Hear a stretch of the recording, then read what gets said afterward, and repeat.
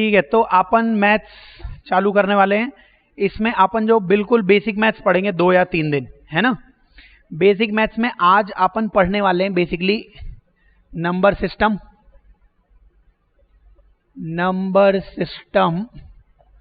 And divisibility test सवाल जो इसके अपन करेंगे बिल्कुल पैराग्राफ टाइप में आते हैं आईआईटी वाले क्वेश्चन, ठीक है। इसके सवाल करोगे एकदम लेवल के क्वेश्चन आते हैं सारे। चीज़ें बहुत आसान है, लेकिन सवाल कैसे बनेंगे वो देखते चलना। तो अपने को ये 2 चीज़ें सीखनी है आज, एक नंबर सिस्टम सीखना है और एक क्या सीखना है, डिविजिबिलिटी टेस्ट। आता हो तो बहुत अच्छी बात है, नहीं आता है तो याद करना है। नंबर सिस्टम मतलब मैथ्स तो मतलब ही नंबर का ही तो खेल है सारा, तो पता तो होना चाहिए नंबर में कौन कौन सी नंबर होने थे। डिविजिबिलिटी टेस्ट मतलब आपने पढ़े होंगे पहले भी कि ऐसा क्या हो कि नंबर 2 से डिविजिबल हो जाए, 3 से डिविजिबल हो जाए, 4 से, 5 से, उसके क्या क्या डिविजिबिलिटी टेस्ट हैं। फिर उस पर करेंगे बहुत ही बेहतरीन सवाल, जिसमें आप अपने दिमाग के गधे और घोड़ों को दौड़ाना और बताना मेरे को, ठीक है ना। तो आप इसमें क्या करो, सबसे पहले अपन इसमें सीखने वाले हैं डिविजिबिलिटी टेस्ट। तो डिविजिबिलिटी टेस्ट, चलो डिविजिबिलिटी टेस्ट में अगर आता हो तो बताते चलना, फिर जो क्वेश्चन आए उन्हें बताना मेरे को। डिविजिबिलिटी टेस्ट में सबसे पहले बताओ कि सबसे पहले लिखिए नंबर इज डिविजिबल बाय 2। सबको आता होगा, ये बिल्कुल सिंपल से पॉइंट्स हैं। शुरुआत की ऐसी क्लासेस हैं ताकि अपन लोगों के ताल्लुकात अच्छे हो जाए, ताकि आप कुछ भी पूछ पाओ और बताते चलना, ठीक है, लिखते चलना। तो ये तो सबको आता है। नंबर 2 से कब डिवाइड हो जाएगा, जब लास्ट डिजिट, मैं लिखते चलता हूं, आपको कुछ डाउट है तो पूछ लेना। लास्ट डिजिट क्या क्या होनी चाहिए, सबको पता होना चाहिए, 0, 2, 4, 6, 8। अरे याद रह जाएगा ना, क्योंकि अभी इसमें पैराग्राफ टाइप क्वेश्चन करेंगे, फिर दिमाग लगाना अपना और बताना मेरे को क्या क्या होने वाला है। लेकिन अगर नंबर 2 से डिवाइड हो रहा है तो इसका मतलब लास्ट डिजिट क्या होनी चाहिए, वो ये होनी चाहिए 0, 2, 4, 6, 8। चलो और बताओ, अगर हम बोलते हैं कि नंबर इज डिविजिबल बाय 3, अगर 3 से नंबर डिविजिबल है तो सारी डिजिट्स का एडिशन वो 3 से डिविजिबल होना चाहिए। जैसे 3, 4 या 12 होता है, 12 का एडिशन कितना आएगा, 1 और 2, 3 हो जाएगा। क्या 3 3 से डिविजिबल है, इसका मतलब 12 भी 3 से डिविजिबल होगा। मैं साथ में एग्जांपल भी लेते हुए चलता हूं। ये जैसे कोई नंबर लिखा है 242, तो क्या इसके आखिर में 2 दिख रहा है, इसका मतलब ये 2 से क्या होगा, डिविजिबल होगा। डिविजिबल का मतलब तो समझ गया ना, रिमाइंडर 0 बचा रहना चाहिए, बिल्कुल 0 से बता रहा हूं मैं। और इसका मतलब क्या हो जाएगा, एडिशन वो अगर डिविजिबल है 3 से तो इसका मतलब नंबर भी क्या हो जाएगा, डिविजिबल हो जाएगा। एग्जाम्पल में ऐसे लिख लेना, जैसे कोई बोले 343, क्या ये 3 से डिविजिबल है, क्या ये 3 से डिविजिबल है, 3 और 3 6, 6 और 4 10 हो जाएगा। इसको ऐड तो कर लोगे ना, तो कितना हो गया, 10। क्या 10 3 से डिविजिबल है, नहीं है, तो 343 भी 3 से डिविजिबल नहीं होगा। क्लियर है ना, सिंपल से पॉइंट है। ऐड करना है अपने को, ऐड करके देख लेना है, 3 से डिविजिबल है तो नंबर भी 3 से डिविजिबल होगा। ऐसा कुछ और ले लो, 142 ले लो, 143 ले लो, 144 ले लो, 144 लेके देख लो एक बार। 144, इसको ऐड करोगे 9 आ रहा है क्या, 9 3 से डिविजिबल है क्या, 9 3 से डिविजिबल है तो ये नंबर भी 3 से क्या हो जाएगा, डिविजिबल हो जाएगा। क्लियर है, तो ये हो जाएगा 3 के लिए, है ना। तो रूल याद रखना है, ऐड करना है सबको, और अगर वो 3 से डिविजिबल है तो नंबर भी 3 से डिविजिबल। आगे बताइए मेरे को कि नंबर इज डिविजिबल बाय 4, कैसे पता लगाओगे नंबर 4 से डिविजिबल, आखिरी 2 डिजिट 4 से डिविजिबल होनी चाहिए। लिखना पड़ेगा, याद करना पड़ेगा, बिल्कुल बेसिक सी मैथ चल रही है। लास्ट 2 डिजिट्स डिविजिबल बाय 4, आखिरी 2 डिजिट्स अगर 4 से डिविजिबल हैं, जैसे कि कोई आपसे पूछे 148 या 2131 148, ऐसा कुछ भी गंदा संख्या बना दी, तो आप केवल लास्ट 2 डिजिट देख लीजिए, क्या आखिरी 2 डिजिट्स को 4 से डिवाइड किया जा सकता है? किया जा सकता है, तो पूरा नंबर भी 4 से क्या हो जाएगा? डिविजिबल। समझ गए क्या? आखिरी 2 डिजिट देखनी है बस, आखिरी 2 डिजिट 4 के लिए। 4 के लिए 8 के लिए क्या करेंगे? आखिरी 3 डिजिट देखेंगे। एक्चुअली 2 को क्या लिखते हो? 2 की पावर 1 लिखते हो ना, 2 को लिखते हैं 2 की पावर 1। 4 को क्या लिखते हो? 2 की पावर 2। और 8 को क्या लिखते हो? 2 की पावर 3। तो 2 की पावर 1 में केवल आखिरी डिजिट देखनी है, अगर वो 2 से डिविजिबल है तो नंबर भी 2 से डिविजिबल। 2 की पावर 2 में क्या देखना है? आखिरी 2 डिजिट। 2 की पावर 3 में क्या देखना पड़ेगा? आखिरी 3 डिजिट। 2 की पावर 4 में आखिरी 4 डिजिट देख लो, अगर वो डिविजिबल है सारा नंबर 16 से डिविजिबल हो जाएगा। समझ रहे हो क्या? 16 तक जाने की जरूरत नहीं है, अपन तो कुछ पॉइंट्स बता रहा हूं, उससे याद रखना। तो आखिरी 2 डिजिट्स अगर डिविजिबल हैं तो ये थर्ड पॉइंट हो गया। 4 की बात आ गई। और बताओ फोर्थ पॉइंट में 5 के लिए क्या लिखोगे? 5 के लिए सबको पता ही है। बताओ नंबर इज डिविजिबल बाय 5, तो वो तो मालूम ही है, आखिरी में या तो 0 आना चाहिए या 5 आना चाहिए, तो लिख देने का लास्ट डिजिट 0 और 5। आखिरी डिजिट अगर 0 और 5 है तो नंबर किससे डिविजिबल हो जाएगा? 5 से। चलिए फिर वापस से आप 5th में बताइए कि 6 से डिविजिबिलिटी कैसे देखेंगे? बिल्कुल सही बात है, नंबर इज डिविजिबल बाय 6 कैसे पता लगाओगे? क्यों? क्या 6 को 2 into 3 लिख सकते हो? तो जो 2 से भी डिविजिबल है और जो 3 से भी डिविजिबल है, 2 से कैसे डिविजिबल देखोगे? आखिरी डिजिट को देख लेना, 0 2 4 6 8, और 3 के लिए सबका एडिशन किससे डिविजिबल होना चाहिए? 3 से। तो डिविजिबिलिटी टेस्ट 6 क्या क्या हो जाएगा? If divisible by 2 and 3। यदि 2 और 3 से डिविजिबल है तो इसका मतलब है 6 से भी क्या हो जाएगा? डिविजिबल हो जाएगा। ठीक है, ये 6 का खेल हो गया खत्म। उसके बाद इसमें 6th पॉइंट में लिखेंगे, बताओ 7 के लिए क्या आएगा? Number is divisible by 7। कैसे पता लगाओगे नंबर 7 से डिविजिबल है कि नहीं है? नंबर 7 से डिविजिबल है कि नहीं है? जो आखिरी डिजिट दिखे, लास्ट डिजिट जो भी दिख रही है उसको 2 से मल्टीप्लाई कर दो। लास्ट डिजिट कोई भी नंबर है उसकी आखिरी डिजिट को किससे मल्टीप्लाई कर दो? 2 से। और जो रिमेनिंग नंबर है, जो बचा हुआ नंबर है, रिमेनिंग नंबर है जो बचा हुआ नंबर है, उसमें से इसको अगर मैं कुछ मान लूं, y मान लूं, मैं आखिरी डिजिट को मैंने किससे मल्टीप्लाई कर दिया? 2 से। और उसको क्या मान लिया? एक नंबर y मान लिया वो।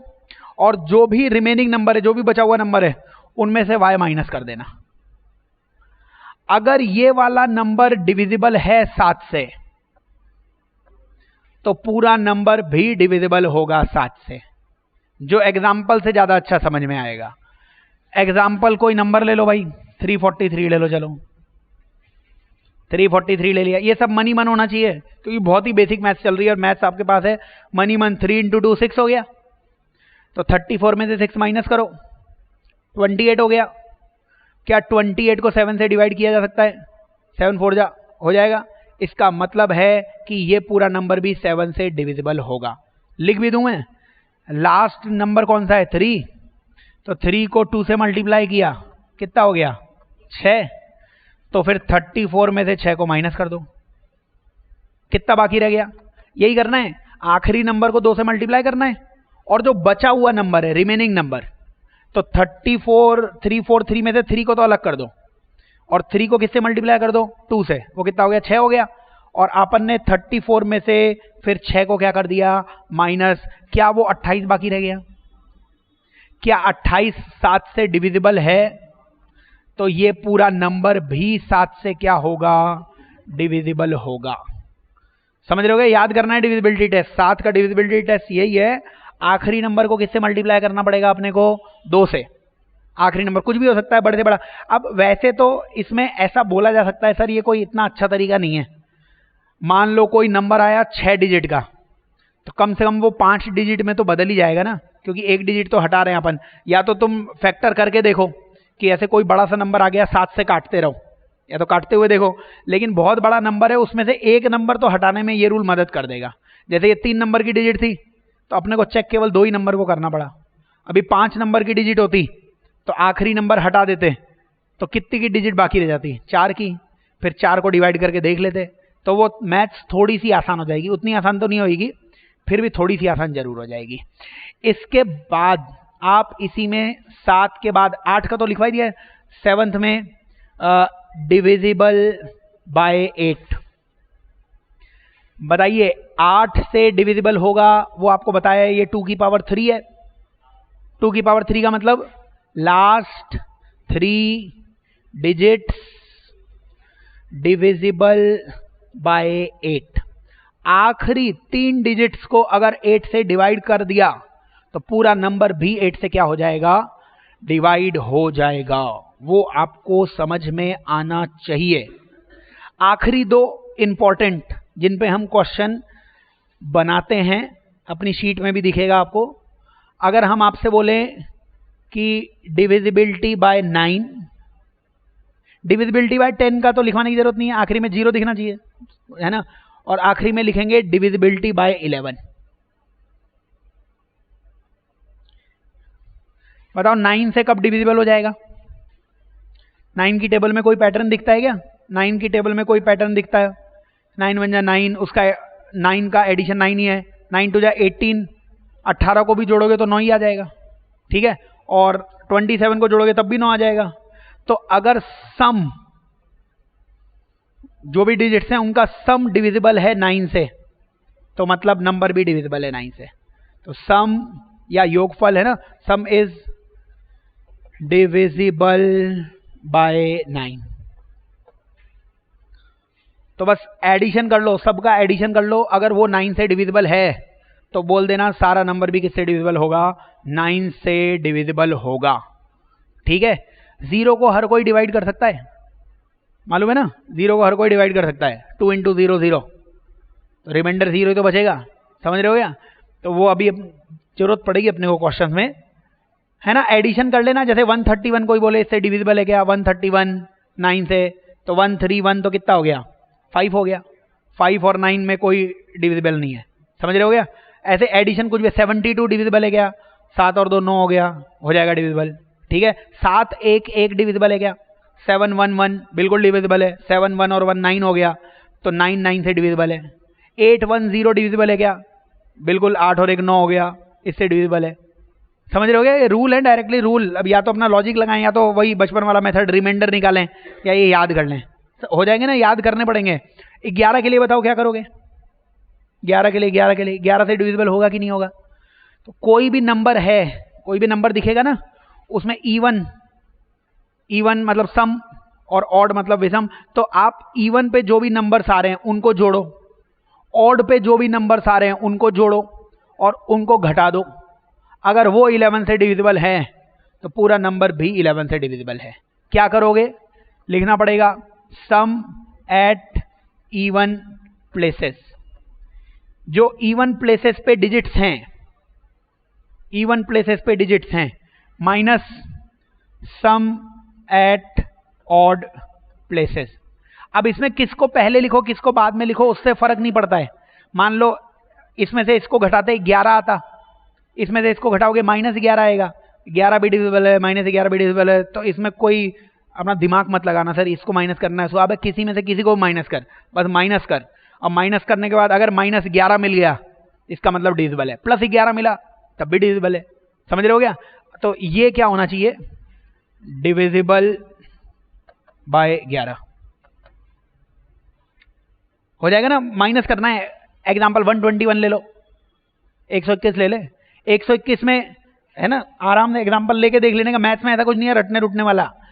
एग्जाम्पल कुछ भी ले लो, 1 3 3 1 ले लो, कुछ भी ले लो।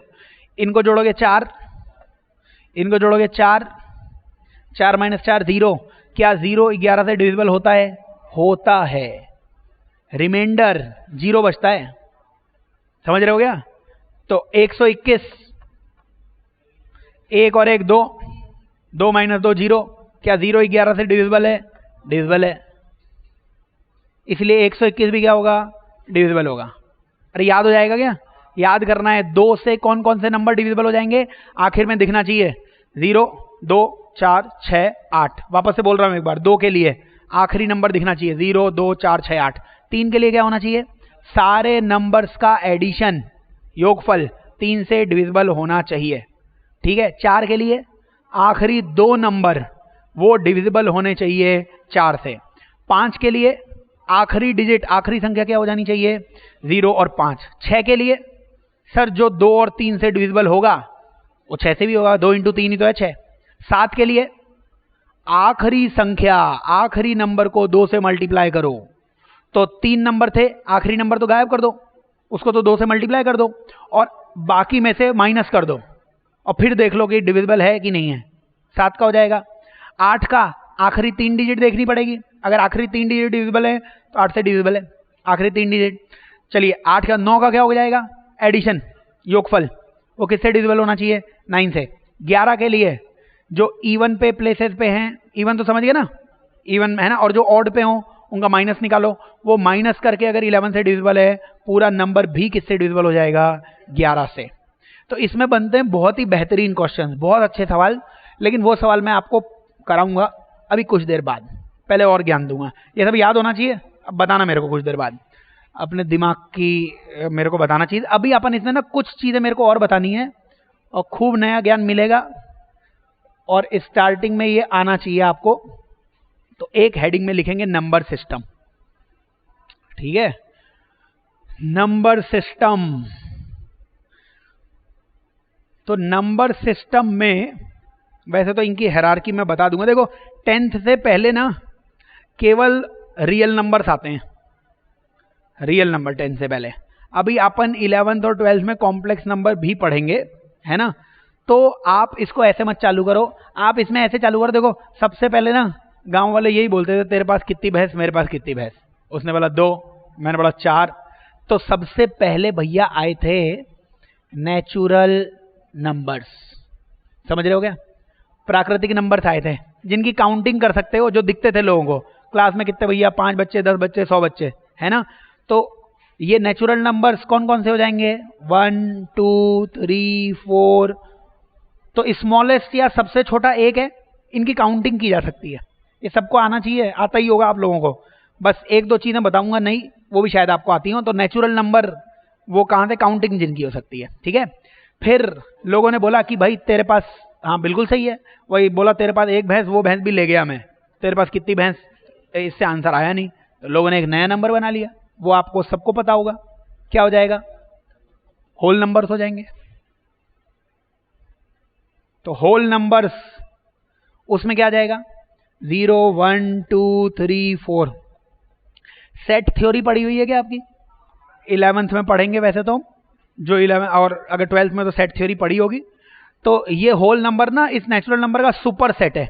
ये मान लो ये इसके पिताजी हैं, बताओ इसमें 0, 1, 2, 3, 4 है, और इसी में से जब 0 हटा दोगे तो क्या मिल जाएगा, नेचुरल नंबर। ऐसे मतलब ऐसे बना सकते हैं क्या, अगर ये होता होल नंबर, ऐसे समझना जो 11th वाले पहली बार पढ़ रहे हैं, अगर ये होता होल नंबर तो इसी होल नंबर के अंदर ही क्या होगा, नेचुरल नंबर होगा ना। इस होल नंबर के अंदर ही क्या होगा, नेचुरल नंबर। इस नेचुरल नंबर के बाहर एक 0 और टंगा होगा, तो 0 और नेचुरल नंबर को जोड़ के क्या हो जाएगा, होल नंबर। तो अपन क्या बोलेंगे, इस नेचुरल नंबर की जो सुपर सेट है वो क्या है, होल नंबर।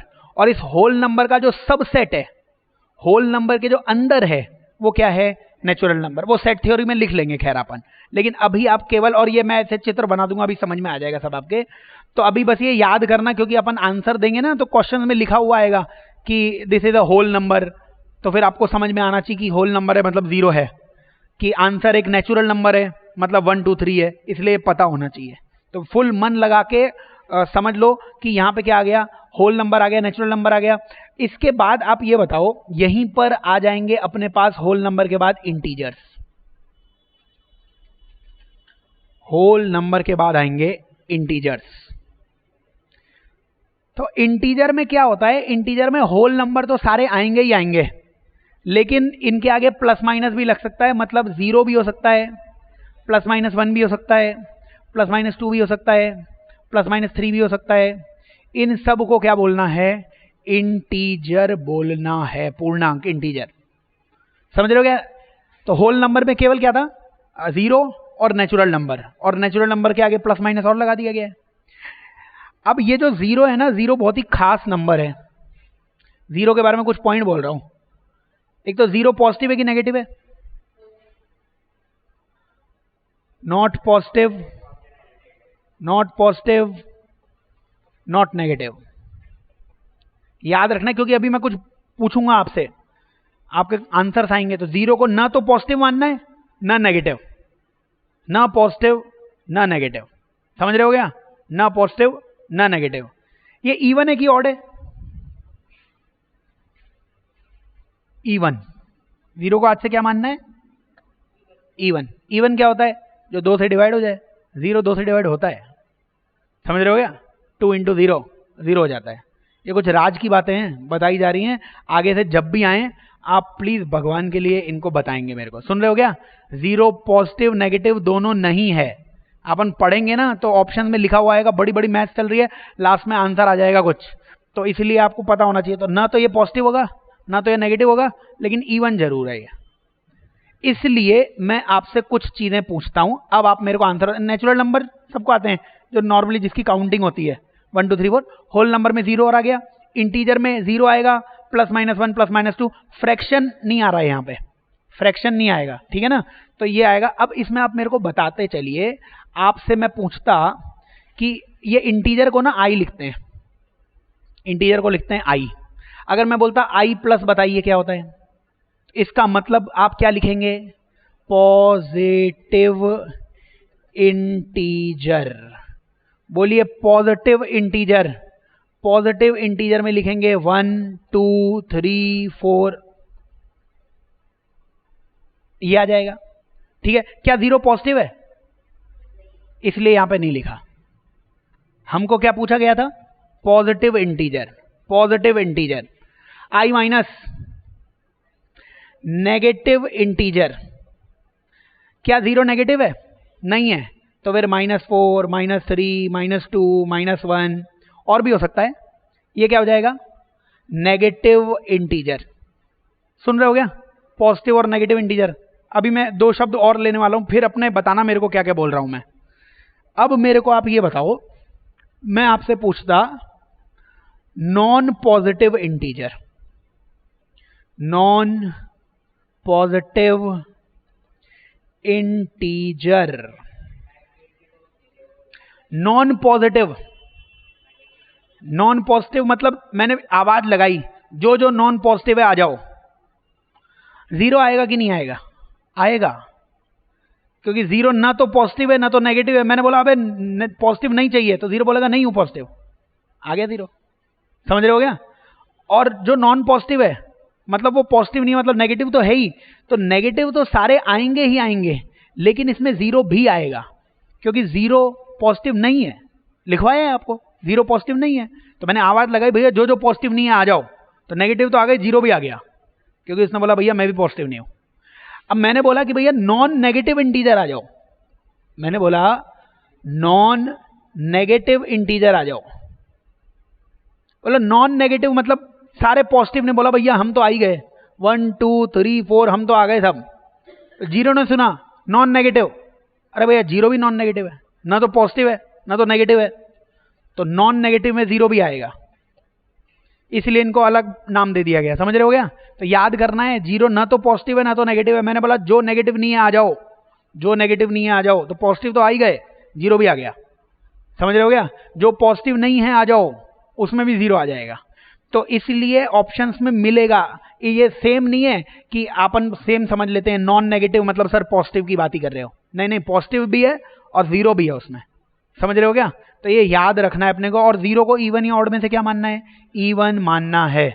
ये सब बिल्कुल जनरल सी बातें हैं, जो 10वीं से 11वीं में बच्चा आएगा ना उसको पता होनी चाहिए सारी चीजें। इसके बाद इसी में अपने को 2-4 और नंबर्स आएंगे।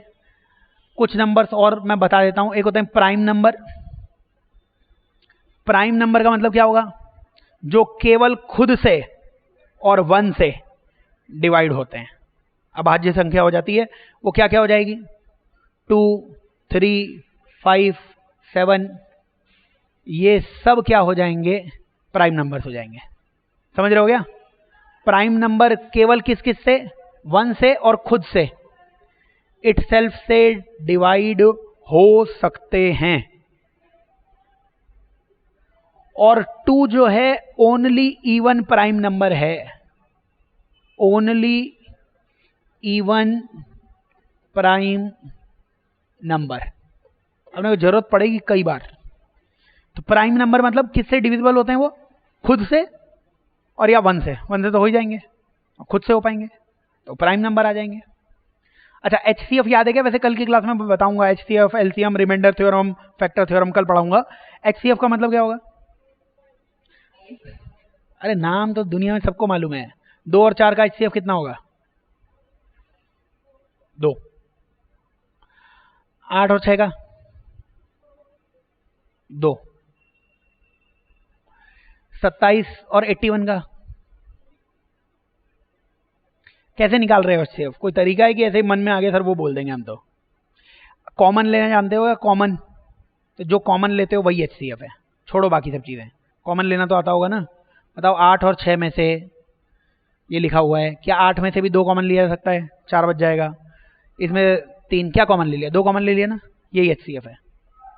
कॉमन ले लोगे, कॉमन कॉमन मैं बोलूँ 27 और 81, 27 कॉमन ले लो, ये 1 बच जाएगा, ये शायद 3 आ जाएगा। समझ रहे हो क्या कॉमन आ गया? 27 कॉमन आ गया ना, इसीलिए HCF क्या हो गया? 27। तो HCF का मतलब क्या है? कॉमन लेना। वो सिखाते नहीं है पता नहीं क्यों। कॉमन लेना, कॉमन। 4 और 8 में कॉमन क्या आएगा? सर 4 कॉमन आ सकता है। 4 कॉमन ले लोगे तो इधर 1 बच जाएगा, एक में 2 बच जाएगा। कॉमन लेना है, कॉमन। ऐसे सिखाते थे HCF, ऐसे करके बचपन में सिखाते थे ना। अब वो सब नहीं, मन ही मन सोचो, कॉमन ही तो लेना है यार। कॉमन तो अब 10वीं पास किए वो सब कॉमन ले लोगे। 10 और 20 में कॉमन 10 आ जाएगा। 10 कॉमन लो, एक 1 हो जाएगा, एक 2 तो और लिया जाएगा। कॉमन लेना है, बस समझना पड़ेगा कि HCF का मतलब होता है कॉमन लेना। HCF का मतलब कॉमन लेना, उसके बारे में मैं कल डिस्कशन करूंगा, है ना। अभी अपने को क्या करना है कि ये ओनली इवन प्राइम नंबर है अपने पास, जो खुद से या फिर 1 से ही डिवाइड होने वाला है, ठीक है। इसके बाद इसी में आएगा एक को प्राइम। को प्राइम नंबर्स वो होते हैं जिनका HCF 1 होगा। को प्राइम नंबर मतलब जिनका HCF 1 होगा। इसका मतलब उनमें से कॉमन केवल क्या लिया जा सकता है? 1। जैसे 2 और 3 बताओ, क्या कॉमन लोगे? 1 कॉमन आएगा। समझ रहे हो क्या? अगर 3 और 7 1 कॉमन आएगा। जिनका HCF 1 होगा उनको क्या बोल देंगे? को प्राइम। क्योंकि आप पढ़ोगे ना, आपसे बोलेगा कि आंसर इज को प्राइम। हो सकता है आंसर आ रहा हो आपके 3 और 7, तो को प्राइम आ रहा है। तो को प्राइम का मतलब HCF कितना बनना चाहिए उसका? 1। और HCF का मतलब समझ में आना चाहिए, रटने से मैथ्स नहीं चलेगी। HCF मतलब कॉमन लेना है भैया। तो कॉमन लेना आता है सर मेरे को, कॉमन ले लूंगा, आंसर आ जाएगा। इसी में आएगा ट्विन प्राइम। आज बता रहा हूं, फिर मैथ्स में तो शब्द आते रहेंगे, भूल जाओगे तो फिर याद दिलाएंगे। ट्विन प्राइम मतलब होने तो दोनों प्राइम चाहिए, उनका डिफरेंस 2 होना चाहिए। डिफरेंस 2। 3 और 5 ट्विन प्राइम है, ये भी प्राइम है, ये भी प्राइम। इनका डिफरेंस कितना होना चाहिए? 2। HCF 2 मत कर देना, HCF 2 नहीं करना है, उनका डिफरेंस 2 करना है। समझ में आ रहा है क्या? प्राइम नंबर तो सबने पढ़ा हुआ है। प्राइम नंबर मतलब वो जो किसी की टेबल में नहीं आए, ऐसे समझ लो। किसी की टेबल में नहीं आता, 7 किसी की टेबल में नहीं आता, केवल खुद की टेबल में और 1 की टेबल में। अगर 10वीं को पढ़ाएं तो ऐसे पढ़ाएंगे। प्राइम नंबर क्या? जो किसी की टेबल में नहीं आता, ठीक है। 20 तो सर बहुतों की टेबल में आता है, तो हो जाएगा कंपोजिट नंबर, ठीक है। तो यहाँ ट्विन प्राइम का मतलब क्या हो जाएगा? 3, 5 हो जाएगा। ऐसे बहुत सारे नंबर हो सकते हैं ट्विन प्राइम, है ना। 29, 31 हो सकता है, जिनका डिफरेंस क्या हो जाएगा? 2 आना चाहिए। 5, 7 हो सकता है ना। 5, 7 हो जाए, प्राइम है और इनका डिफरेंस क्या हो जाएगा? 2 हो जाएगा। और प्राइम के अलावा दूसरे नंबर क्या हो जाते हैं? कंपोजिट आ जाते हैं। कंपोजिट नंबर मतलब जो प्राइम नहीं है। 4 हो गया, 6 हो गया, 8 हो गया, है ना। बहुत सारे नंबर हैं, तो जो प्राइम नहीं है, दे आर नॉट प्राइम। जो प्राइम नहीं है उनको क्या बोल देंगे अपन? Composite number. ये सब लिखने नहीं, समझने की ज्यादा बात है ये, है ना। समझने की ज्यादा बात है कि ये नंबर आ जाए, ठीक है, फिर इंटीजर की बात हो ही गई। इंटीजर में प्लस माइनस दोनों आ सकते हैं, 0 भी इंटीजर माना गया है, वो आ ही रहा है। केवल बोले पॉजिटिव इंटीजर तब तो केवल पॉजिटिव, लेकिन नॉन नेगेटिव बोल दिया तो पॉजिटिव भी आएगा और 0 भी नॉन नेगेटिव है, वो भी आ जाएगा। ठीक है, तो वो याद करना पड़ेगा। इसके ऊपर आता है एक नंबर और, जिसको हम बोलते हैं रेशनल। रेशनल नंबर, इसमें थोड़ा सा ज्ञान देना है मेरे को। और एक होता है irrational number. Rational, irrational number. और दिमाग लगाना, जो लिख दिया जाए उसे समझना और बताना मेरे को। एक बोलना और एक होना दो अलग अलग चीजें। जो बोल रहे हो वो होना भी चाहिए। ऐसा नहीं कि सर हमने गेंद गिराई, गेंद ऊपर चली गई, ऐसा नहीं। जो बोलेंगे उसका आप बताना मेरे को कि सर ऐसा क्या हो रहा है। मतलब रेशनल नंबर ना बचपन में पढ़ा होगा आपने। रेशनल नंबर वो जिसको आप किस में लिख पाओगे, P/Q में लिख पाओगे, जहां P और Q ये इंटीजर होने चाहिए। किस में बिलोंग करने चाहिए, इंटीजर होने चाहिए, है ना। 2 हो सकता है, 3 हो सकता है, इंटीजर। और Q 0 नहीं होना चाहिए। Q not equal to 0। बोलो बोलो बोलो, रेशनल नंबर में यही होगा, P और Q आना चाहिए, है ना। और P और Q इंटीजर होने चाहिए और Q 0 नहीं होना चाहिए। लेकिन इससे ना तुम बता नहीं पाओगे कौन रेशनल है कौन रेशनल नहीं है, इसलिए थोड़ा सा ज्ञान देता हूं मैं आपको। तो जैसे कुछ नंबर लिख लेता हूं मैं, 2/3 है ना, और भी लिख लो, 5/2 लिख लो, है ना। तो अब बताइए मेरे को, ये 2/3 का मतलब ये P/Q देख के मत बताना रेशनल, आंसर निकालना। आंसर बताओ, 2/3 का आंसर कितना है? 2/3 का आंसर कितना है? पॉइंट, तो 20 आ गया। 3 6 जा 18 हो गया। यही चलता रहेगा क्या? बहुत अच्छी बात है, यही चलता रहेगा, यही चलता रहेगा ना। ये 5/2 कितना आया? 5/2 कितना आया? 2.5 आ गया ना। तो आपको आज से याद रखना है, ये जो रेशनल नंबर होंगे इसको क्या बोलोगे? इसको बोलेंगे नॉन टर्मिनेटिंग। नॉन टर्मिनेटिंग मतलब जो खत्म नहीं हो रहा है लेकिन रिपीट तो कर रहा है ना ये, तो इसको बोलेंगे हम नॉन टर्मिनेटिंग बट रिपीटिंग। अगर कभी आपको दिख जाए नॉन टर्मिनेटिंग मतलब जो खत्म ना हो लेकिन बार बार अपने आप को दोहराए, नॉन टर्मिनेटिंग बट रिपीटिंग। और ये तो खत्म ही हो गया, टर्मिनेटिंग खत्म हो गया, उसको क्या बोल देंगे? टर्मिनेटिंग। अच्छा, टर्मिनेटिंग एंड रिपीटिंग बोल सकता हूं क्या कभी मैं? अबे जो चीज रिपीट हो रही है वो तो खत्म ही नहीं होगी, तो टर्मिनेटिंग के आगे कभी रिपीटिंग लिखोगे नहीं आप। अगर आपने लिख दिया टर्मिनेटिंग एंड रिपीटिंग मतलब अंग्रेजी कमजोर है आपकी, है ना। जो रिपीट हो रही है वो खत्म कैसे होगा? तो टर्मिनेटिंग के आगे हमेशा मैं लिखूंगा नॉन रिपीटिंग। समझ रहे हो क्या? और वैसे तो टर्मिनेटिंग मतलब खत्म हो रहा है वो, और खत्म हो रहा है इसका मतलब रिपीट नहीं हो रहा है। समझ रहे हो क्या? और कॉम्प्लेक्स करने की जरूरत नहीं है। लेकिन बुक्स पढ़ोगे उसमें लिखेगा टर्मिनेटिंग एंड नॉन रिपीटिंग, तो उसे समझो कि टर्मिनेटिंग है जो खत्म हो रहा है वो रिपीट कैसे कर सकता है भैया? अगर रिपीट कर रहा होता तो खत्म ही नहीं होता वो। समझ रहे हो क्या? इसलिए अगर टर्मिनेटिंग है तो वो नॉन रिपीटिंग ही होगा। खत्म हो गया, मान लीजिए 5 5 5 खत्म, तो सर आप बोल दो सर 5 5 5 तो रिपीट किए। अब गधे, अगर वो रिपीट कर रहा होता तो और आगे चलता, फिर खत्म कहाँ होता? तो 3 बार चलने के बाद खत्म हुआ, इसका मतलब वो नॉन रिपीटिंग ही है। तो याद रखना है कि रेशनल नंबर के आंसर क्या आने चाहिए? 2 आंसर आने चाहिए। अगर नॉन टर्मिनेटिंग है, अगर नॉन टर्मिनेटिंग है तो वो रिपीटिंग होना चाहिए। याद करना है, नॉन टर्मिनेटिंग है तो वो क्या होना चाहिए? रिपीटिंग। और मैं बताऊं, इर्रेशनल की एक डेफिनेशन बता दूंगा, बस उसके अलावा जो कुछ दिखे वो हो जाएगा। याद करना है, रेशनल जो है वो नॉन टर्मिनेटिंग और या फिर रिपीटिंग होना चाहिए, और या फिर टर्मिनेटिंग हो जाना चाहिए। इसमें भी थोड़ा सा ज्ञान और ले लो आप पता कैसे लगाओगे टर्मिनेटिंग है कि नहीं है? नीचे ये P/Q है ना, अगर Q के फैक्टर्स केवल 2 और 5 हैं, केवल 2 और 5, तो वो हमेशा टर्मिनेटिंग होगा। याद करना है भैया, अपन क्वेश्चंस करेंगे आगे बहुत सारे, याद करना है। अगर नीचे वाला नंबर केवल फैक्टर किसका है, 2 और 5 का, जैसे 5/2 था, वो टर्मिनेटिंग होगा, मुझे तो देखते ही पता था क्योंकि नीचे 2 है। समझ रहे हो क्या?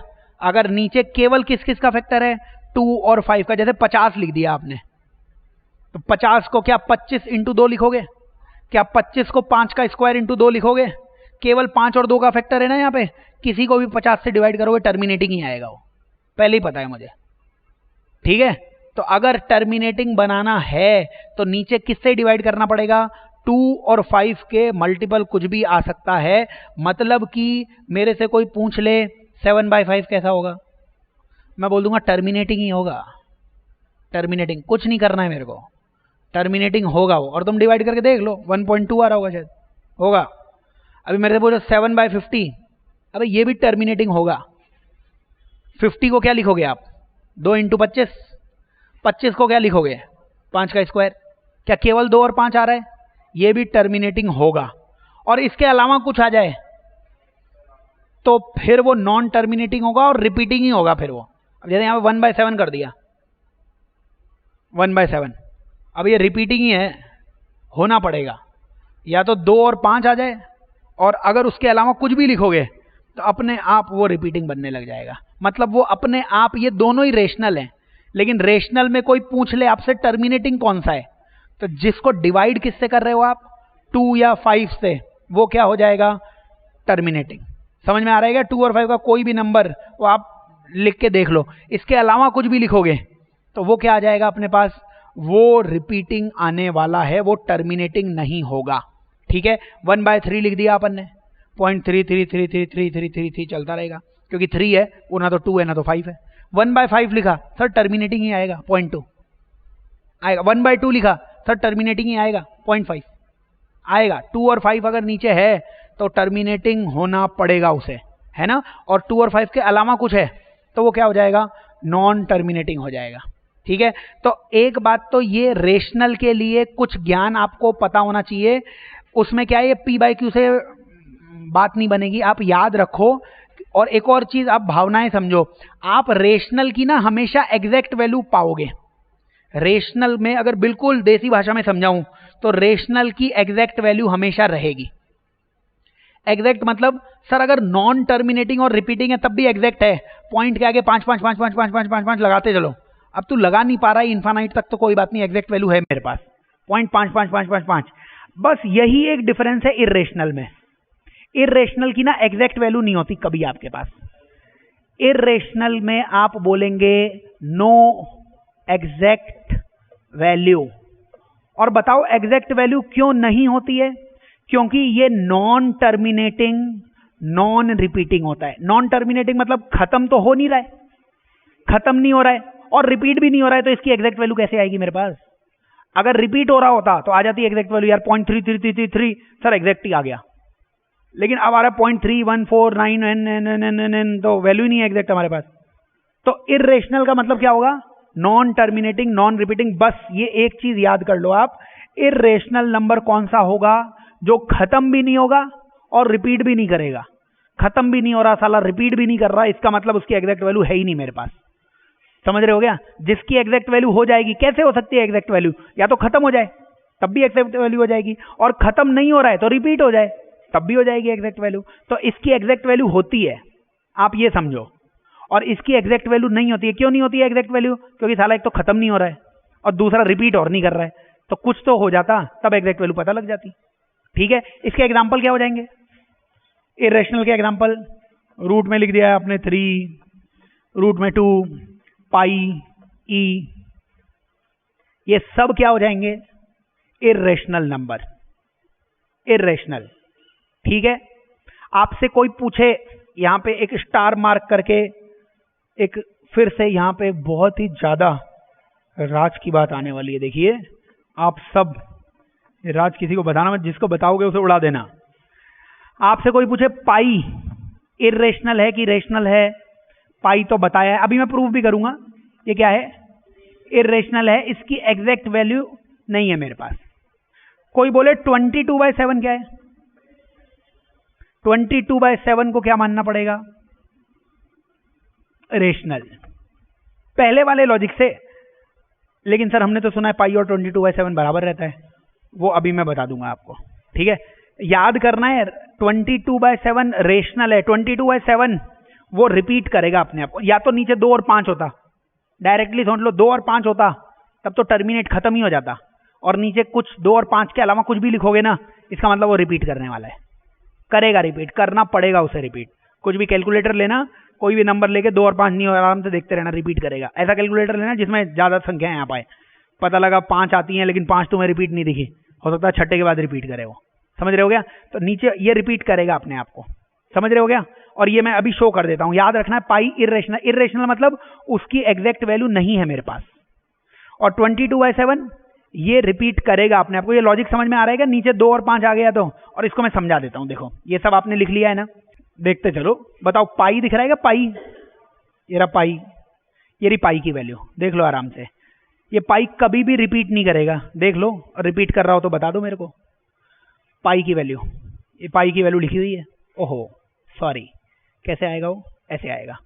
पाई देखो 141, अच्छा इस पे लिख नहीं सकते क्या? अच्छा कलर, तो ये 141 रिपीट कर रहा है क्या कहीं भी? अगर रिपीट हो जाता तो एग्जैक्ट वैल्यू मिल जाती, एग्जैक्ट वैल्यू मिल जाती तो रेशनल हो जाता। तो पाई को क्या मानना है? इर्रेशनल। पाई को क्यों मानना है इर्रेशनल? देख लो आप कहां रिपीट कर रहा है, दिख रहा है क्या कोई रिपीटिशन? अगर रिपीटिशन दिख रहा होता एग्जैक्ट वैल्यू मिल गई होती, समझ रहे हो क्या। तो पाई को क्या मानना है? इर्रेशनल मानना है, समझ रहे हो क्या।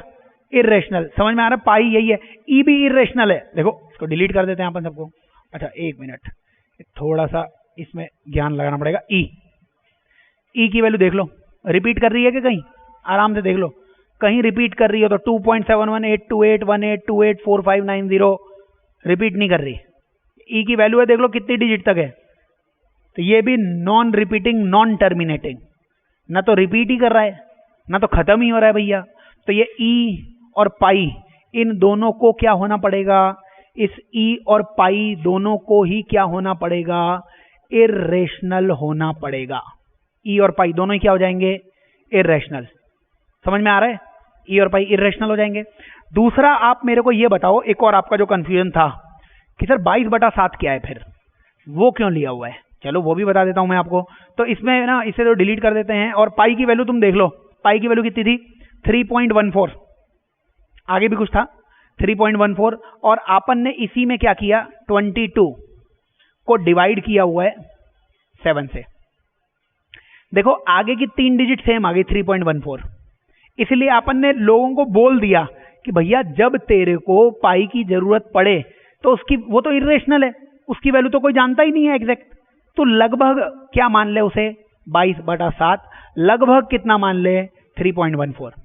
लेकिन है नहीं वो। और देखो नीचे 2 और 5 अगर आता तो टर्मिनेट कर जाता है ना। अगर नीचे 3 और 5 आता तो, मतलब 2 और 5 आता तो टर्मिनेट कर जाता। लेकिन नीचे 7 है, इसका मतलब टर्मिनेट तो नहीं करेगा लेकिन रिपीट जरूर करेगा।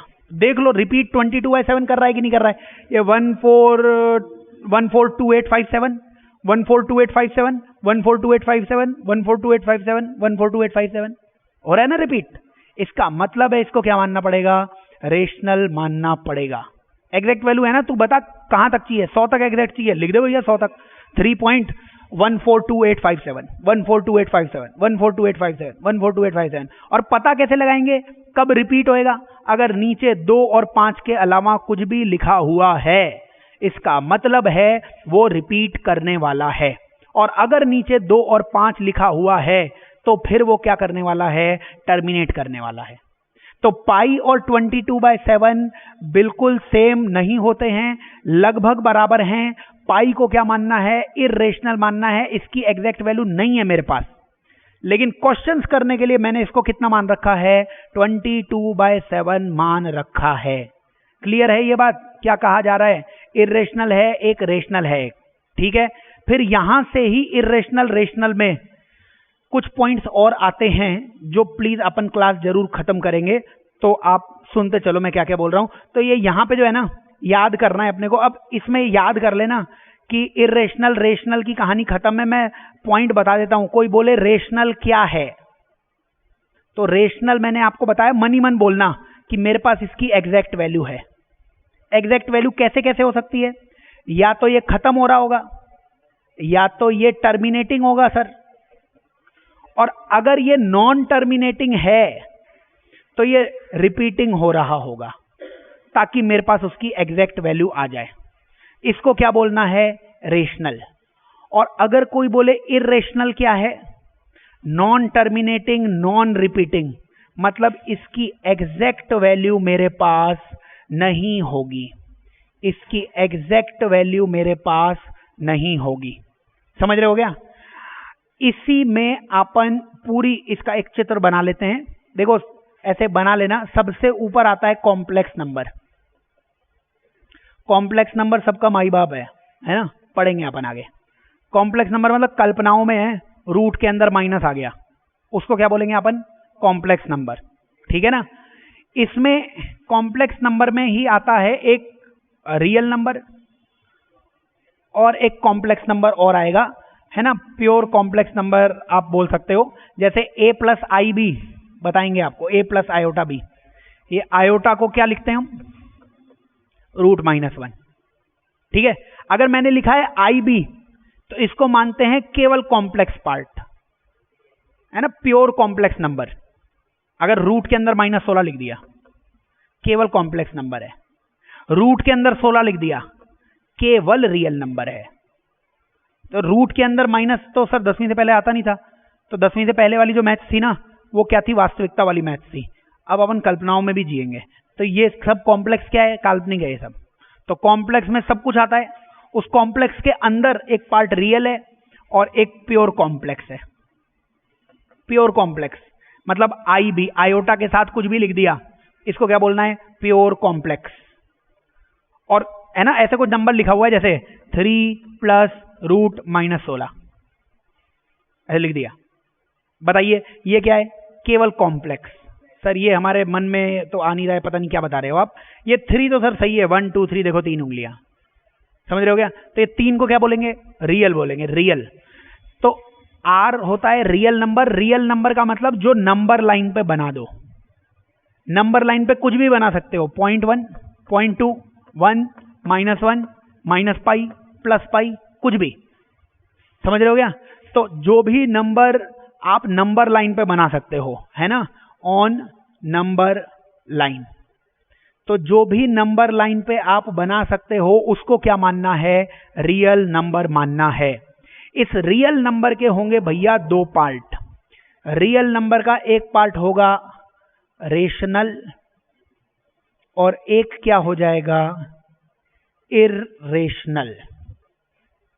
एक हो जाएगा रेशनल, एक हो जाएगा इर्रेशनल।